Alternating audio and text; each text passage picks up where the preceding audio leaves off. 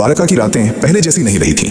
समुद्र की लहरें अब भी सोने से चमकती थी, लेकिन उस चमक में कृष्ण की मुस्कान नहीं रही थी। महल के गलियारों में दीप जलते थे, पर उनके उजाले में भी एक अनकहा सूनापन बस गया था। कहा जाता है, जब कोई अपने जीवन का सबसे प्रिय अंश खो देता है तो वो हंसना नहीं भूलता, बस मुस्कान में दर्द छिपाना सीख जाता है। श्री कृष्ण भी वैसे ही हो गए थे।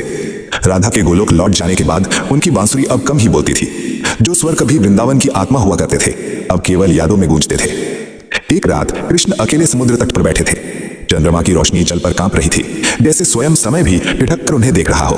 तभी एक वृद्ध मछुआरा वहां आया। उसने झुककर प्रणाम किया और बोला, प्रभु, लोग कहते हैं आप सब जानते हैं, फिर भी इतना मौन क्यों? कृष्ण हल्के से मुस्कुराए। कुछ सत्य ऐसे होते हैं जिन्हें जानकर भी सहना ही पड़ता है। वृद्ध समझ नहीं पाया, पर उसने देखा, उस रात पहली बार कृष्ण की आंखों में आंसू थे। अगली सुबह द्वारका में हलचल थी। यादवों के बीच छोटी छोटी बातों पर विवाद बढ़ने लगे थे। जो कभी एक दूसरे के लिए प्राण देने को तैयार रहते थे, अब वही एक दूसरे से कटु वचन बोलने लगे। कृष्ण सब देख रहे थे। वे जानते थे ये केवल क्रोध नहीं, ये समय का संकेत है। उनके मन में एक ही विचार गूंज रहा था, जब लीला पूरी होती है तो पात्र स्वयं अपने अपने मार्ग पर चल पड़ते हैं। उसी दिन शाम को कृष्ण ने अपनी बांसुरी उठाई।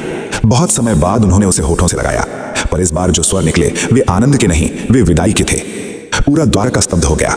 लोगों को लगा जैसे हवा भी उस संगीत को पकड़कर रो रही हो। कृष्ण ने मन ही मन कहा, जिसने जन्म लिया है उसका जाना भी निश्चित है, पर यादें वे कभी नहीं जाती। उस रात वे अकेले वन की ओर चले गए। कोई रथ नहीं, कोई सेवक नहीं, केवल मौन और उनके कर्मों की आहट।